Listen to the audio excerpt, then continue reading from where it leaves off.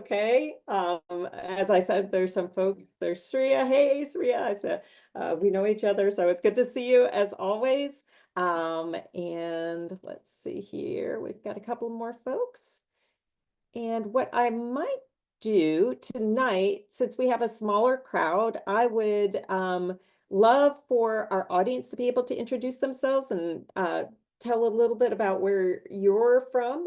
And so maybe that we can have a really rich conversation. Again, folks kind of fly in a little bit late here and there, but that's okay. So first of all, I just want to welcome everyone.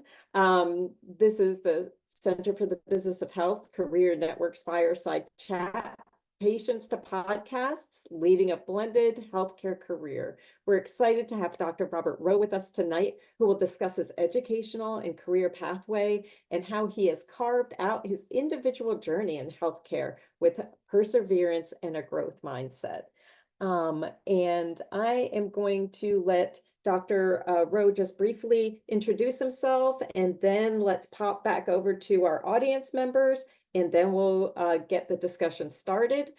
Just to let the audience know that you all can raise your digital hands at any point in time, but we are going to have a question and answer session at the end of the presentation. And also, hopefully, we can have a discussion, amongst the audience members and Dr. Rowe. So I'm going to turn it over to Dr. Rowe, let him introduce himself, and then we'll pop back to our audience, and then we'll get everything started. Great. Thank you so much, Suzanne, for that introduction. And thank you for the Center for the Business of Health. I'm so excited that that exists. As a Kenan-Flagler alum, it's just really cool to be a part of all this. I'll say a few things about myself to start, and then I can get into my actual journey once we've done the introductions. But I'm originally from the Atlanta area. I went to Tuskegee University for undergrad, but we'll talk more about that. I went to Wake Forest for medical school, and after doing a couple of years of surgery, left surgery, which is kind of the crux of what we're talking about in terms of pivoting, and decided to learn about the business of healthcare, and that's when I started at UNC, and I have not left since. So after completing a preventive medicine program here, and now I'm in the MPH program, I'm now teaching at Gillings, teaching at the School of Medicine, and working as a physician consultant, now part-time with the North Carolina Division of Public Health, formerly full-time. And I have a 17-month-old who you may hear when it gets close to bath and bedtime. We'll see. And my wife, who thankfully is taking care of him tonight, is a pediatric nurse practitioner at Duke. So we are entrenched in the triangle at this point. We're not going anywhere, and we love it here. And again, too, already with your introduction, we can see your extraordinarily blended pathway and your blended career right now. And this is just fantastic. Again, to introduce myself, I'm Suzanne Killian. I'm the Associate Director for Student Engagement with the Center for the Business of Health. And I have my colleague, Erin Leach, here. She's behind the scenes, but she's extraordinarily helpful, and we couldn't do this without her. And I'm going to turn it over to our audience members, and we'll start with Sriya, and then we can move along. I see Carrie's here too. And again, this is being recorded. If you don't want to go on camera, that's fine, but we'd love to have you just kind of pop in and introduce yourself. So go ahead. Hi, I'm Shreya. I'm a senior at UNC. I'm double majoring in biomedical engineering and economics. So I'm also pre-med, but I've recently gotten involved with the Center of Business of Health, and I'm super interested in the intersection of business and healthcare, and potentially pursuing an MD PhD. Hopefully, we'll figure that out at some point in the future. But yeah, I'm super excited to hear what you have to say and just to hear about what you've done. Awesome. Thank you. Carrie. Hi, thank you for coming and speaking to us. I am also a senior here at UNC, and I'm double majoring in business and economics.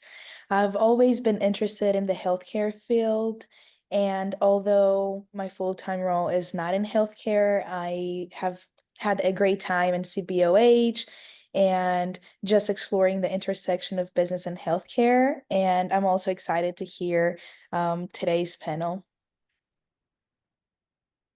Wonderful. Yashika.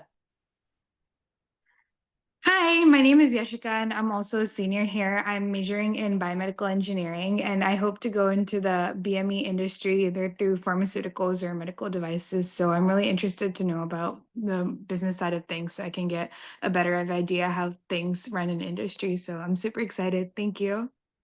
Great. Terrific. All right, so now we all know each other, and I'm going to let Dr. Rowe get started with this very interesting journey. All right, I'm turning it over to you. Great. Well, it's wonderful to meet you all virtually. I think this can go any way we choose, right? That's the benefit of being kind of a smaller group, which I love and appreciate. And certainly anyone who is now listening on something and that's been recorded to this point, hi and welcome. But I did want to start with kind of a key question because it really ties into what I do now as a podcast host. I asked all of my guests, how did you get here? How did you get to the point where you're sitting across from me, or that I reached out to you to be a guest on our podcast? And we'll talk about what the podcast is about in a little bit. And it's always, in my mind, more interesting than what they were actually brought on to be a guest for, whether it's the subject matter, but where they have expertise, or some sort of other interesting story about them. Usually the story of them, the story of how they got to where they are, is really instructive because history is instructive. So I did want to tell you a little bit about my story, because without each of these key components, there's no way I would be speaking to you all right now in really any capacity. So as I said, I grew up around the Atlanta area. I was an only child. My mom was kind of a do-it-all, political scientist, university professor, public health worker, great mother, and among other things. And my dad was an entrepreneur and small business owner. And so the only thing I really knew for sure was that I didn't want to do any of that. Didn't want to go into business, didn't want to go into the public health side of things, didn't want to go into public policy or public health. Instead, I was going to be a doctor, and I was a good athlete. So I was like, oh, yeah, I'm going to be a professional athlete and also a musician and then also a doctor and then also probably an astronaut and then somehow bring dinosaurs back to life too. And as I grew up, some of those things fell off a little bit. And I'm surprised. I know that my son must be outside because he didn't hear me say dinosaur, because he would be roaring right now at 17 months old. But I did all the things that I was supposed to be doing in order to be looked upon highly when looking at universities. And so I played a bunch of varsity sports. I sang in multiple singing groups. I did local, school governments. I got good grades. And so when it was time to apply to college, I really was told that I had my choice. I have a good chance of getting in pretty much anywhere I want to go. And that is certainly a privilege in and of itself, but it's also a lot of pressure, because you are expected, or you think it's expected of you to just simply be the best, do the best, choose the best. And so when I was looking at schools, I actually wanted to go to Duke to start, mostly because I really liked their basketball team. I actually abhorred UNC, and I was told that I had to pick more than one school to apply to, and so I just searched online schools like Duke, and Princeton popped up, and I said, well, Princeton's pretty good. Let's check them out. And it turns out at the time they were considered the quote unquote #1 school in the country by some entities. And so I said, well, in order to be the best, I have to go to the best place. And so it was pretty quickly decided that that's what I was going to do. So I went to Princeton. I was accepted, and I went there, and I ran track there, and I sang in an a cappella group. And I was told that you can do all those things and you can achieve everything that you want because we chose you because you're the best. And I was immediately overwhelmed and overextended. And I didn't know how to handle that because I didn't know what it felt like to be that. And I was sitting in the cafeteria at dinner, and after a full day of class, a full afternoon of lab, a full late afternoon of practice, which I was late for because of chemistry lab, and then I had to figure out how to do some schoolwork prior to a 2-hour rehearsal. And I noticed everyone was like snickering at me, and I kind of lifted my head up, and I realized, wait, why am I lifting my head up? And it was because I was falling asleep at the table. And that should have been like the first red flag of like, you should be slowing down. But because I was this kind of overachiever and I was told that I could do all these things, I felt like asking for help at that point was a sign of weakness. And so I decided to keep it bottled up. And I was that quintessential duck on the pond that's really calm on the surface, and feet are kicking like crazy underneath the surface. And essentially, by not asking for help and not asking for assistance and guidance and not saying someone needs to step in here, I was led to the point where I was asked to leave Princeton. And so I remember my dad picking me up and taking me back home after getting all of my stuff, and we're driving all the way back from New Jersey to Atlanta, and we were just kind of sitting there in silence. And I kind of, for the very first time in my life, asked the question to myself, how did I get here? So I got home and was just simply depressed. Didn't know what to do. All the schools that I was looking at before and wanted me to attend no longer wanted that, and so I didn't know where to turn. And that's where I discovered therapy for the first time. And really kind of thinking of it as a conversation with a professional who doesn't know you like your family and friends, which in this case is probably actually a better thing, because they can more objectively let you figure out things about yourself. And I learned a lot about myself at a kind of a young age through therapy. But then I had to figure out what I was going to do, because I still wanted to be a doctor, even though I was told that now that all this has happened, it's going to be a struggle for you to get into medical school.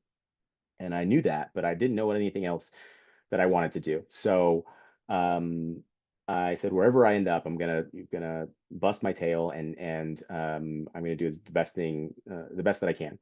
And actually, through my church, there was a connection with Tuskegee University in rural Alabama. It's a historically Black university, and they said that I actually know the provost personally, and I can connect you, and you can have a conversation. Which again is me. I have to acknowledge the privilege that was, and how lucky I was and fortunate I was for that to happen when so many other universities were just closing their doors. And I met with the provost in December. I enrolled in January, and in February, Dr. William Lester, passed away suddenly in his home. And so in that moment, it was kind of one of those absolute wake up calls to, I know that you were already going to concentrate on getting your academic life back together, but this is something that is beyond all of that. This is one of the most significant opportunities potentially of your life, and you cannot squander this. So I kept thinking about what would have happened if he had passed away prior to our conversation, prior to our meeting. Tuskegee is known for a couple things. One is the Tuskegee Airmen, who were the first Black pilots in the U.S., and actually one of them taught my grandfather how to fly in the Army.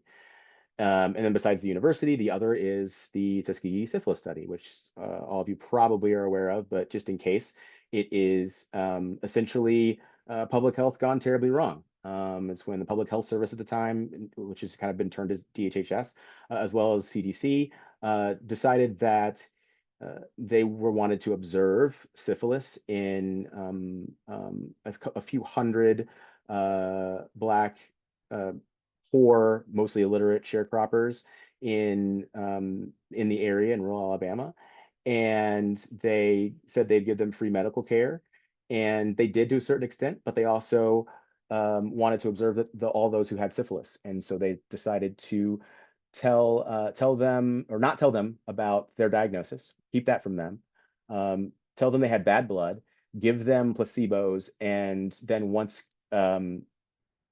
medication was readily available, they withheld that. So Obviously, that's horrific. But as a result, over time, the National Center for Bioethics was created and then housed at Tuskegee. And so while I was there, I studied bioethics and kind of the history of public health in America at the National Center for Bioethics, which was in the exact same place that the hospital used to be. And so I was learning about bioethics at the focal point of where one of those atrocities occurred in the U.S. I didn't know what to do with any of that. I knew that it was important, but I didn't know what it had to do with my career because I wanted to be a doctor. Maybe I could use that kind of person to person and just kind of make sure that I was giving people the best care I possibly could. But I didn't know what that meant to me at the time. But I kind of took that in. Also took in the fact that professors were incredible there, and I kind of took all that in and kind of collected that with me as I matriculated through Tuskegee. And I also discovered podcasts during that time. That was back when there were actual iPods that you put podcasts on, and I would go running and walking and just kind of reflecting and working, and listening to podcasts and being in awe of all of the incredible information that you can kind of glean from podcasts. They can be entertaining, they can be informative, they can be both, ideally in my case. And I just felt like the possibilities were endless. And so I, again, didn't know what to do with that, but I just became addicted to podcasting. I continued after Tuskegee. I went to Baltimore and studied at the National Institute on Aging, part of the NIH, and did bench research for a year while applying to medical schools, and certainly learned a lot there, but also learned I didn't want to do bench research for a living. But also listened to a bunch of podcasts. Was missing singing, so I decided to create my own a cappella group made of myself and my own voices, and I kind of stitched it together with like free software that I had, just like as a hobby. And I promise that means something later on. And I applied to medical school. I got into Wake Forest, which was an incredible fit, and I had a great time. And so I was in Winston-Salem, and really enjoying my medical school experience.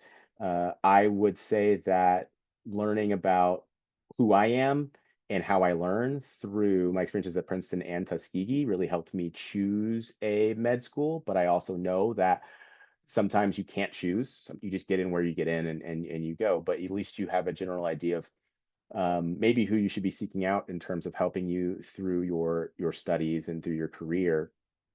And that was where I kind of really met a lot of my first mentors, especially in medicine.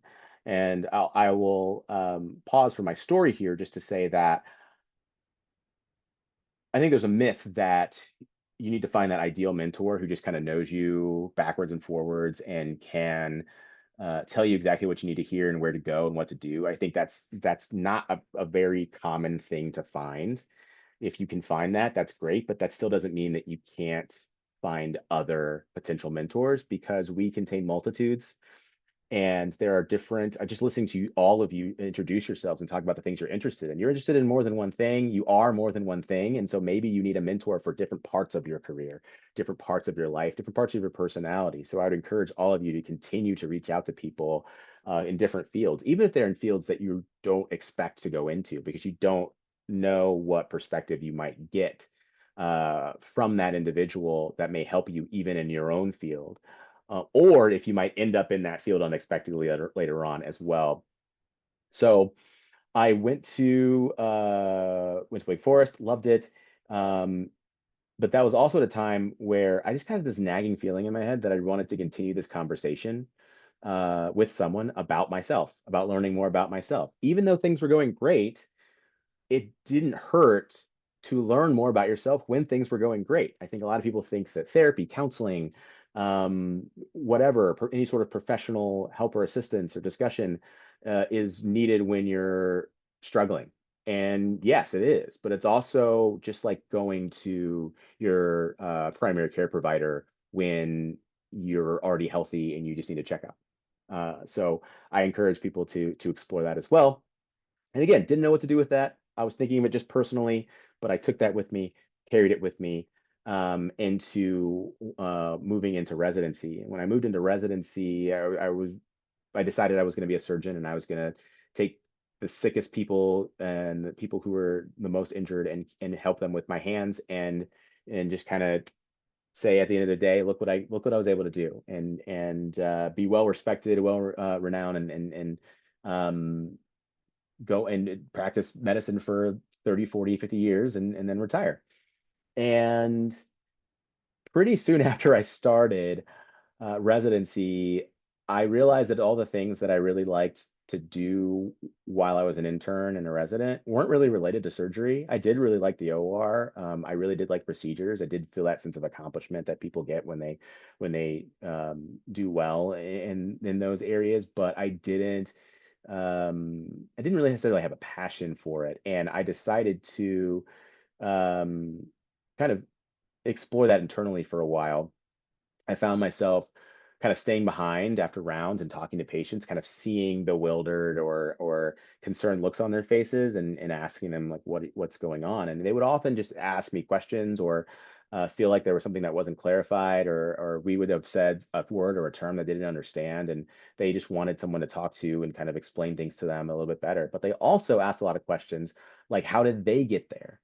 And what I learned was that there were a lot of opportunities where a patient individual, if one thing had changed, they wouldn't be there. They wouldn't require a surgery. A patient with diabetes, hypertension, and tobacco use, something along the way could have changed to prevent them from needing their lower limb amputated. Someone who is there for a perforated ulcer and needs emergency surgery, maybe if someone had been able to talk to them or get through to them, that maybe taking a bunch of goodies, headache powder, is not the best idea for your headache over years. Maybe they're not requiring that emergency surgery. And so those things kind of nagged at me, as well as a lot of the financial questions that they would ask. Well, I thought I had a coverage for this. I thought I could afford this. I thought all insurances were the same. Why do some people not have insurance? I don't understand any of this stuff. And I realized that I didn't have the answer for all of that. I didn't really know a lot of that stuff, because that's not necessarily what they teach you in medical school, or at least that's not what I was taught in medical school. I know at UNC they incorporate that a lot more than now than I experienced as a med student. But I was severely lacking in that area. And so um, pivoting is really interesting, because I think there's multiple components to it. And the first one is realizing that you should probably make a change. And I think that one's probably easier because you just feel like something's not quite right. Something's not quite exactly the way I want it to be. And that doesn't mean that that a challenge is the same thing as that. It means that maybe the light at the end of the tunnel isn't enough to continue going down the path that you feel like you're supposed to, or people may feel like you're supposed to. And I was walking down the hall of a 24-hour shift as a second-year resident, and I was just kind of trying to make it through a 24-hour shift and call my mom at some point that day. And in 24 hours, I couldn't find 3 minutes to call my mom. And towards the end of the shift, I just broke down and started crying. And that was because it was my mom's birthday, and I couldn't call my mom on her birthday. And she was incredibly understanding of that. She understood how busy I was, but it wasn't that. It was the fact that I had to ask myself, is the end of this road worth what I'm going through now? Or am I doing this for what I think I should do, as opposed to what I feel I'm called to do or I should do? And I realized that surgery wasn't that. I realized that once I got there, even though everything has its challenges, and everything that's worth doing is usually pretty challenging. It uh, the ends should justify the means. And in this case, for me, for surgery, that wasn't the case. So I knew at that point that I should pivot. Sometimes more difficult is actually making the pivot and knowing what to pivot to. And that was a little bit more difficult, because I still didn't know if I was going to switch specialties, what that was going to be. And I hadn't quite landed on one specifically that was going to fulfill kind of my burgeoning needs and questions. And I decided to take a step back in that moment, and recognize that I was actually burnt out. And I took some time off and decided I was going to go to business school and learn the business side of healthcare. that thing that I said I wasn't going to do in be involved in business. So I left residency after 2 years, and actually, my interview at Keenan Flagler was probably the most interesting, actually, because I had a night shift. I woke up, or not woke up. I left the night shift that morning and drove from Winston-Salem to Chapel Hill, changed into my suit at that Marriott right off 54 in the hotel lobby, like bathroom, went to the interview, loved it, had the same kind of feeling I had when I went to Wake Forest for med school. And then they asked me at the end when I'm exhausted, hey, do you want to stay for a class and observe? And I was like, I can't say no to that. So I did. And the biggest compliment I can give is that I didn't fall asleep because it was that interesting to me. It was actually a business communications class, and I loved it. And I was like, oh, communications is pretty cool. Yeah, again, did not know what any of that meant to me at the time. So I went to Keenan Flagler, and I really, really liked it. I was a full-time MBA student, which I also understand. I had the privilege at the time. I didn't have a family. I had at the time met my wife at Wake Forest. That I did not.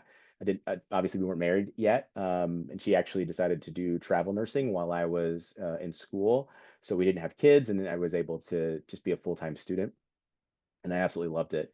But I remember sitting in finance class, and I don't know if anyone's familiar with Peanuts or Charlie Brown, but the kids talk, but the adults don't, and they just say wah wah wah wah wah wah wah wah wah. And that was me in finance class, just sitting there, and I felt like everyone else was going, totally get it. And one of the things that I also wanted to kind of convey with pivoting and kind of switching gears is that you shouldn't expect to be where everyone else is if you've changed to a different field when they've been thinking about that field the entire time.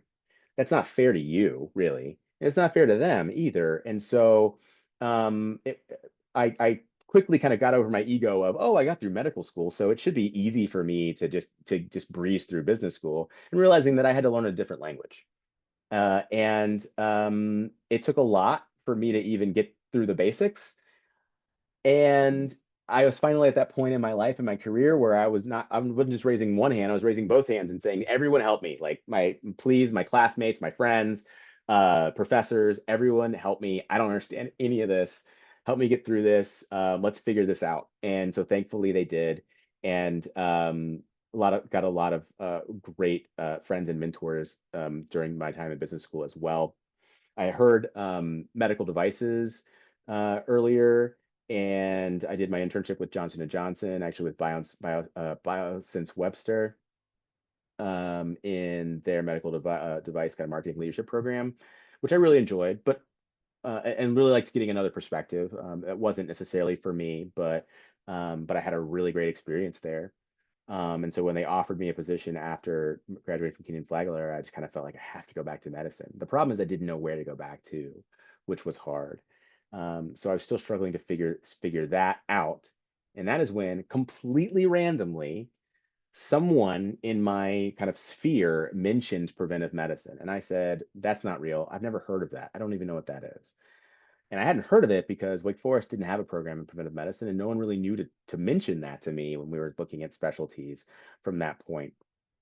And I started exploring it and had to go online and realize after looking it up that there was one of the oldest and one of the strongest programs in the country was right here on the other side of the Dean Dome from Keenan Flagler. So I kind of, this was kind of after I'd graduated from business school, and I kind of moseyed on over there, and I talked to the program director, and she said, I think you'd be a great fit here. So I matched with the program, and I matched 2 months before the COVID-19 pandemic started. So preventive medicine, for those who may not be familiar with it, is a lot of things. It encompasses a lot of things. That's kind of the issue with it, is it has kind of identity crisis. But I say that we are, for the most part, preventive or public health and population health physicians. Now, we still could see individual patients, but we could also work in global health. We could work in kind of federal level, national level health, local community health, large populations, small populations, and individual patients. But we try to use all of our preventive expertise, public health, population health expertise to help everyone from one individual to the entire world. And I just kind of immediately kind of felt like I fit in. And part of that training is getting your MPH at Gillings, and so I did that. I was learning about public health during a public health crisis, which was really interesting. And I decided that I was going to take everything that I learned about communications, everything that I learned about just kind of being a performer from singing in the past, and I was going to start a podcast about preventive medicine because everyone should know about preventive medicine. And um, that was the plan. That was always what I was going to want to do. And right when I was about to get started to do that, my father became ill, and he um, had a recurrence of his prostate cancer. It became metastatic, and so I traveled back home because things could be virtual. I traveled back home to the Atlanta area and spent time with him, and I was there every day for the last several months of his life, and he passed away in 2021. So that was right in the middle of my training, and my dad couldn't speak well towards the end, but when we did talk, he always asked me about my ideas for the podcast. What are you going to do with the podcast? When is the podcast going to be up? And I never had the heart to tell him, like, I have no idea what I'm doing. Like, I have no idea. Like, I kind of felt like I could eventually get something started, but I just didn't know where to start. And the program director, my program had talked to graduate medical education, and turns out that they needed some other new resources for medical trainees and residents about um, health and wellness for residents. And I thought maybe that's my population. If preventive medicine is in part population health, maybe that's who I should be working with, because I know what it's like to be them. I've been someone who's experienced burnout. I've been someone who's experienced loss as a resident. I've been someone who's experienced death as a resident. All the things that can really put a lot of weight on individuals and physicians in particular. I kind of know what that's like a little bit, and so maybe that's what I need to do. And so I started working on that. Graduate medical education at UNC gave me the time and the resources to be able to do that. And Tar Heel Wellness was born. And so the podcast is a platform for medical trainees to be able to find their voice, to speak, about their personal experiences, to share their experiences with others, and for others to be able to hear them and connect with them in that way, in a kind of way that I'm kind of sharing my story with you all. But then also for subject matter experts to come on and talk about different specific aspects of really anyone's health, but with a spin directed towards medical trainees and residents. So uh, anything related to physical health, nutrition, sleep, um, and exercise and that sort of a thing, to mental health, imposter syndrome, imposter phenomenon, depression, anxiety, substance use, um, so many other things. And now we have 73 episodes. I'm executive producer of the podcast. We have created a lot of content that for and by other residents. So other residents since I've graduated from the program have been able to contribute and find their voice, and I'm mentoring them. And so I act as a mentor in this kind of health and public health and population health communications. And other things that I learned in both in business school and preventive medicine was how to be the only doctor in the room, which was weird to me because at first when you're in med school, everyone's doing this, everyone's thinking about the same thing. When you are in residency, everyone's doing really the same thing. And all of a sudden I was at Flagler, and then also in different rotations within preventive medicine outside of the hospital, where you're the only health provider there. And so everyone's looking to you for a perspective. And so I took that after I graduated as well and used as a um, to get to a comfort level to be a medical consultant, physician consultant, where there are many different people from different disciplines there, but you're the one who's there who has healthcare experience. And it's been great because I've been able to use what I learned at business school with the North Carolina Division of Public Health. While I was there full time, I was working specifically in trying to bolster their infrastructure and improve their internal performance so that the individual sections could actually perform public health duties and get their initiatives off the ground and improving and in better shape. And so we created a performance management system that was tied to quality improvement that allowed them to create their own metrics that they could follow and then that they could use to measure how well they were going, and then to be able to communicate that to other sections so things weren't as siloed. And then if things weren't going according to plan, then loop in quality improvement, something that I kind of learned a little bit in business school and then more in preventive medicine, to figure out the best ways to kind of cyclically continue to improve those outcomes. And then the last thing I learned in preventive medicine, I promise I'll stop talking at this point, it was teaching, and I didn't expect to ever want to teach, but we were required to teach as preventive medicine residents in our second year. We are basically TAs for medical students. We help teach the clinical epidemiology class for them, kind of their intro course to that. And I was very nervous about it because I thought, oh, well, they're going to realize I'm a fraud. I don't know any of this. And I loved it. And it was because of all the things that I experienced in the past, all the professors that I had learned from before. I took all of their techniques, even some from my mom, and really loved it. And they invited me to be a lead professor. And so I teach that now. And then I was also invited to teach critical appraisal of health literature at Gillings, which is basically how to evaluate medical data, medical journals, medical publications, and help to formulate your own opinions about the validity or lack thereof of studies, so that those who are taking our course, which are mostly healthcare providers or healthcare providers to be, will be able to do that, evaluate things for themselves, and then use that to care for their patients. So, in short, the little boy who just wanted to be a doctor and didn't want to do anything involved with business or public policy or public health is doing all those things. And just thank you for adding the link, Suzanne. The podcast is also great for med students to look at, just to kind of get a peek behind the curtain of what you and undergrads for what you may have in store for you, good, bad, and in between. And things are always improving, thankfully. But I edit all the podcast episodes, and I use that same software that I used way back when to put my music together. So I told you that would come back. That would come back to the story. So what does all that mean? Well, again, history is instructive.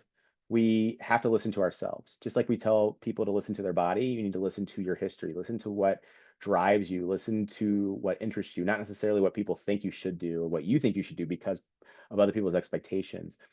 How did I get to the intersection of business, healthcare, public health, podcasting? Purely because of previous experiences. That was never the plan. And so things need to happen organically for them to kind of be at maximum comfort level.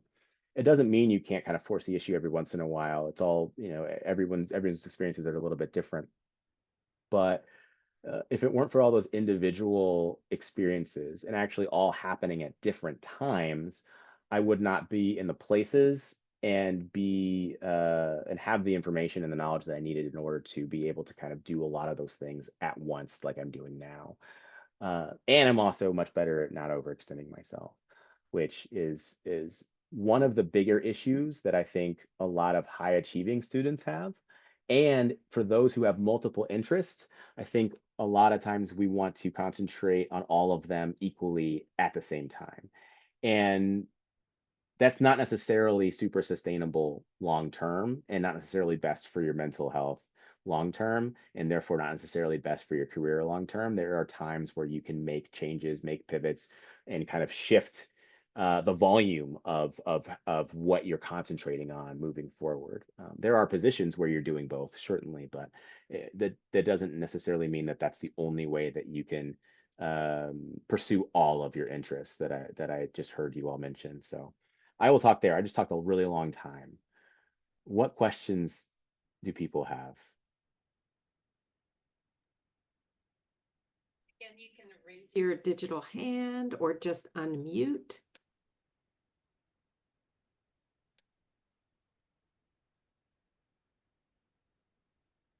All right, Sriya.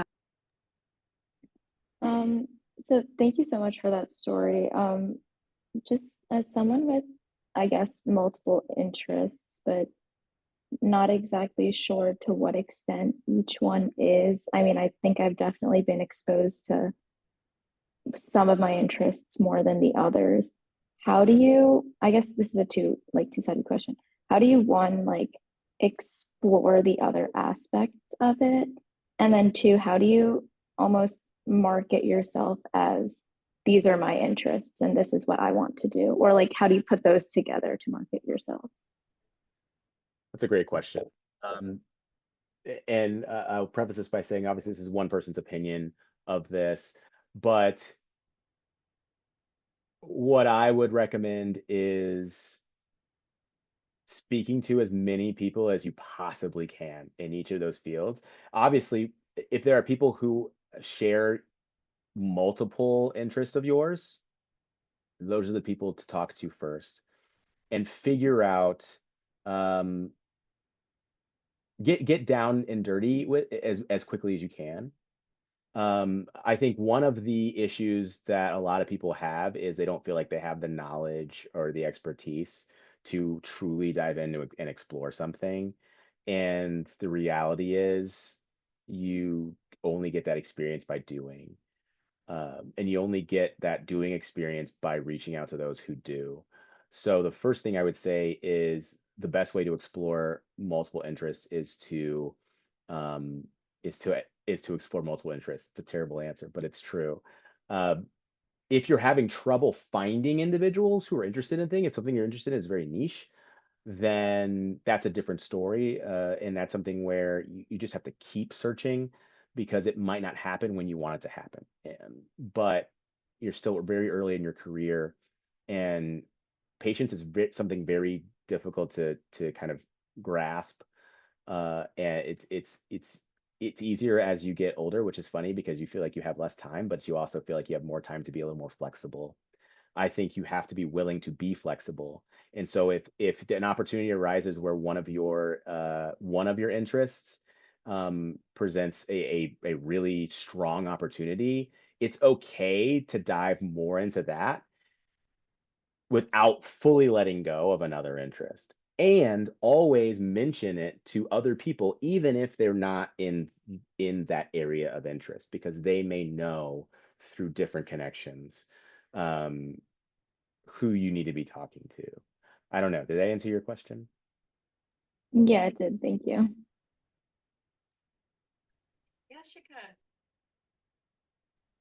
Hi, I was just wondering, prior to your attendance of Keenan Flagler, you might have already touched upon this, but I was just wondering, like throughout your undergrad and high school, how much experience you would have had to like business and economics in general. Because for me, I'm like recently becoming interested in that, so that's why I'm part of this committee. But I have not taken even like a single economics class before, so I just want to know your thoughts on that.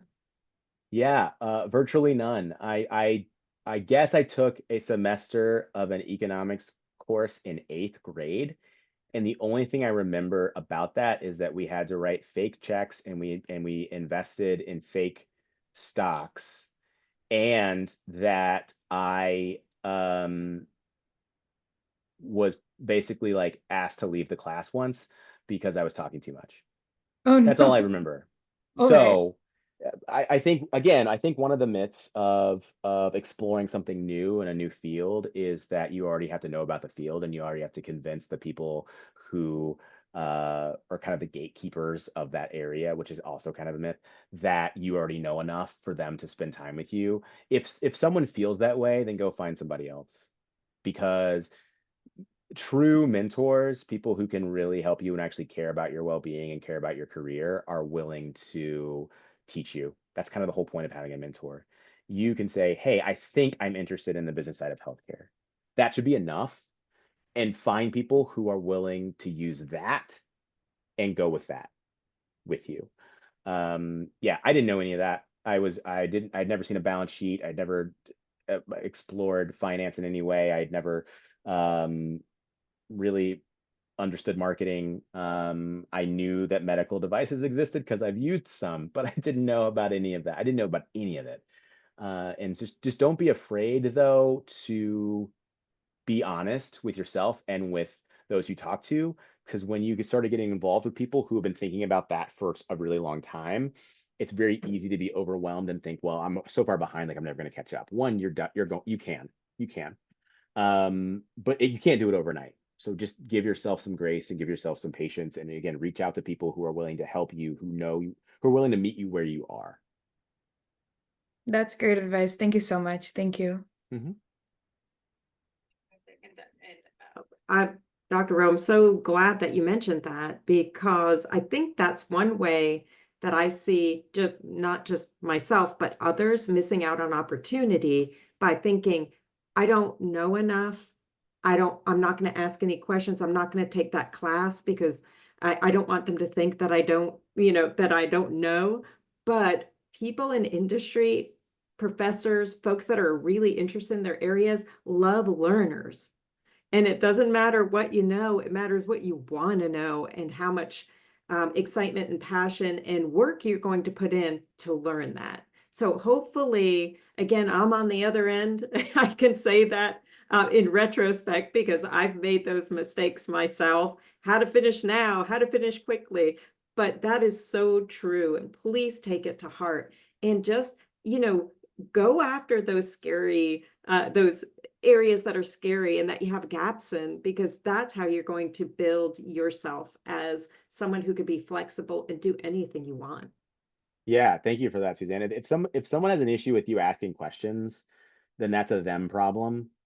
And again, people are everywhere, and we're all different and unique and interesting. And sometimes if you're asking a professor and they're getting upset with you, like you can't change classes or whatever necessarily. I know that there are limits to this to a certain extent, but if you can, especially when you're thinking about mentorship and guidance, find someone who's willing to answer those questions and not feel like you should already know that. The whole point is asking those questions. I really wish someone had told me that when I was younger. I I remember just assuming that if someone was older than me and more experienced than me, then like clearly they knew best.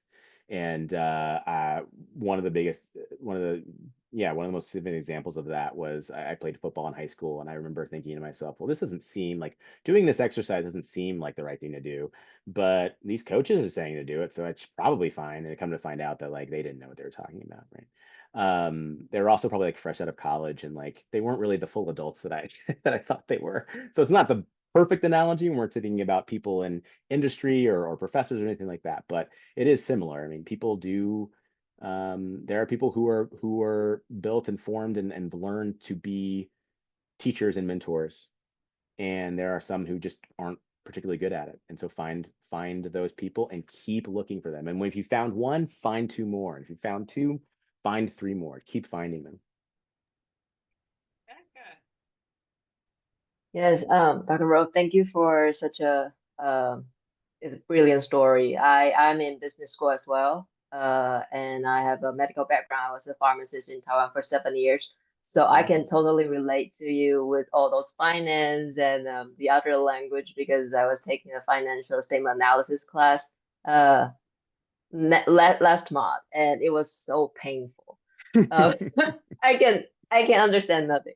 And I just skimmed through all the podcast topics you and your team came up with. How do you came up with those brilliant topics? Like, I want to know where the ideas come from. And also for the conference this year, actually just 2 weeks ago, and thanks to Suzanne, was a very, very great conference. We talk about the challenging that the workforce are facing. And I want to know from your perspective, um, what are these individuals on the front line facing right now? And as a friend, how can we help them? And how do we prevent ourselves to, facing that kind of situation that, very desperate and need help?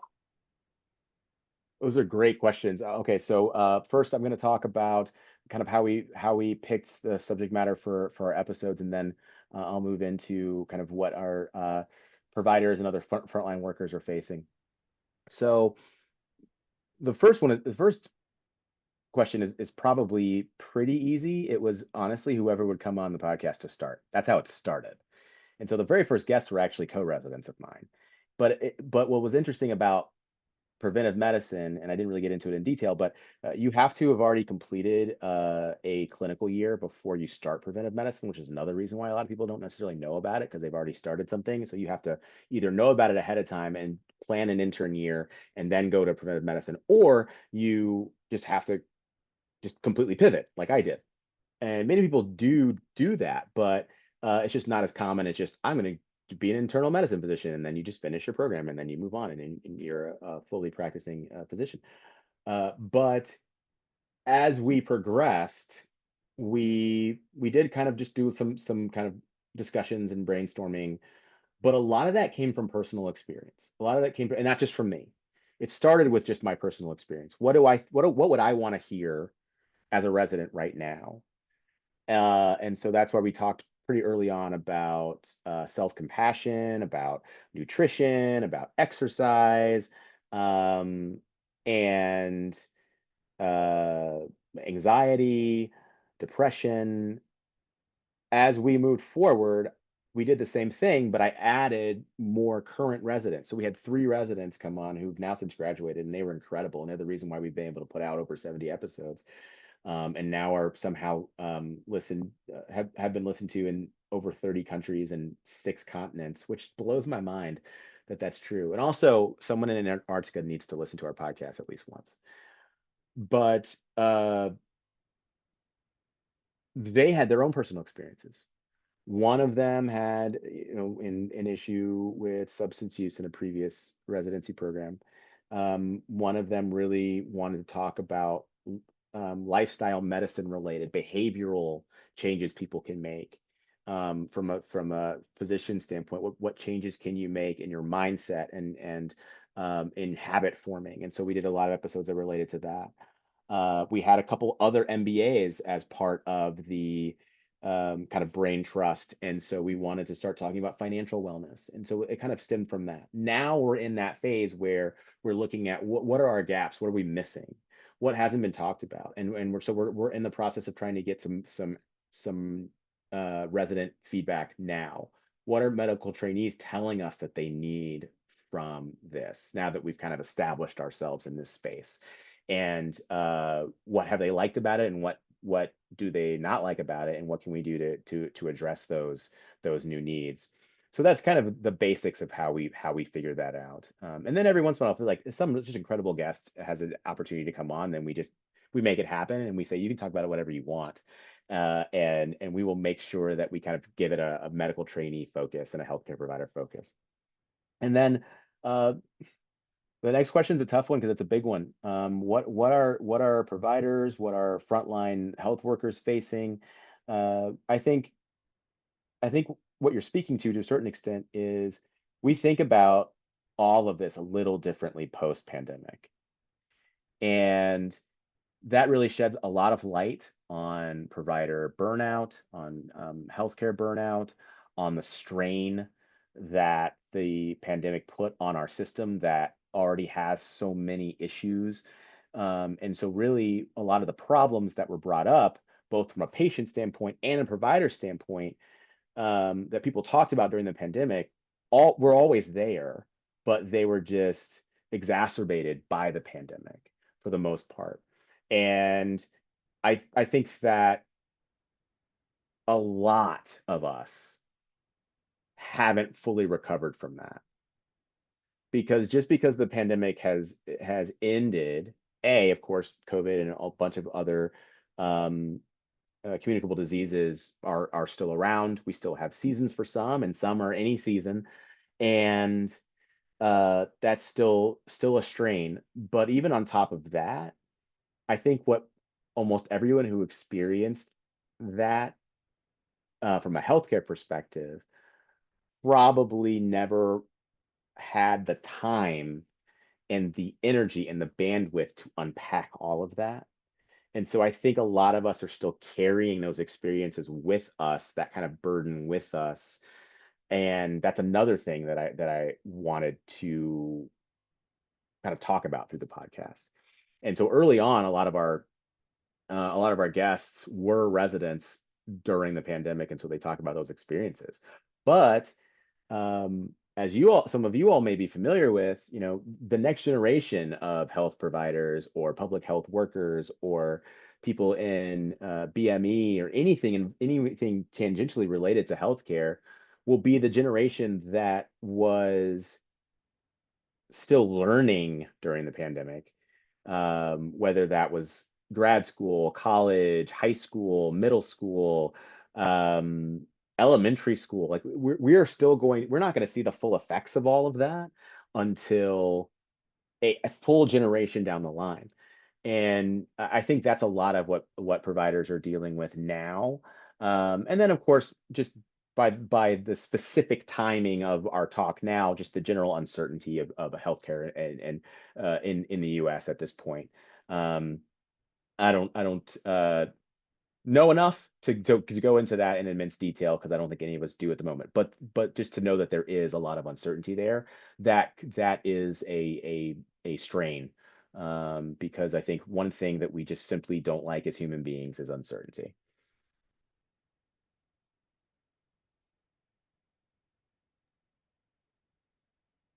A few more minutes if anybody has another question, brief question. All right, Catherine. Hi, sorry I don't have a camera right now, but great presentation. I enjoy this talk very much so. And my short question, or one of them, would be what can you tell as an MPH student here at Gillings, how can let's say I am interested in preventive medicine, so how can I leverage my MPH towards this path? Making sure I mute myself. That's a really good question, and thank you for it. So what's from a kind of down at the kind of bottom level thinking, for lack of a better phrase, I can't think of a better phrase at this point, but kind of from the ground up, the connection between preventive medicine at UNC and Gillings is really strong, which is great. So locally, I would look up who the preventive medicine residents are and faculty. You're speaking to one right now, and I would communicate with them because there are ways that we can work together in that way. From a more global perspective, in terms of just melding an MPH and a career connected to an MPH and preventive medicine, a lot of that is in place. It depends on kind of what you want to specialize in and what you want to continue to work on. If you're working on whether it's practicum material or master's thesis material or what am I thinking of? Research topics, then one, you can talk to me and other people about something that might be connected to preventive medicine. But what I have found is that they're intimately related, and there's plenty of opportunity to explore public health with a preventive mindset and preventive focus. You can look at the American College of Preventive Medicine, and that's kind of our primary kind of parent organization. All things preventive medicine are there. So if you want to look at particular topics that are kind of top of mind and kind of top of mind for the field, then I would look at that. And there are a lot of professors at Gillings who work with either us in preventive medicine or a lot of our alumni. What I love about our program is that there is a really strong alumni network. A lot of them are part of our resident advisory council, and a lot of them are local. And even if they're not, they're connected. And so they work either at Gillings, they work within state or local government or federal government, or they work at places like RTI International, doing a lot of that work alongside other MPHs. So there's a lot of opportunity. But the short answer is feel free to reach out to me.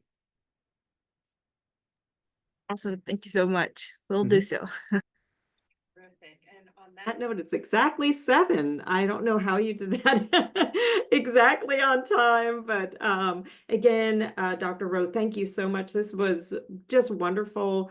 for me to hear again and for the students as well. And again, how would you like to be reached out to? Would that be LinkedIn or would it be direct email?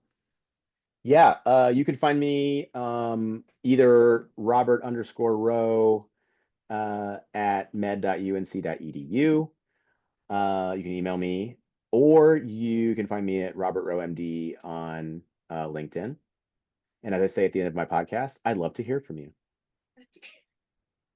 And what a way to wrap up. Again, thank you so much for your time. And again, thanks everyone in our audience for attending. And we are just going to let everybody go off into the evening. And please take a lot of this advice to heart and enjoy the evening and your journey. Bye-bye. Thank you. Thank you all.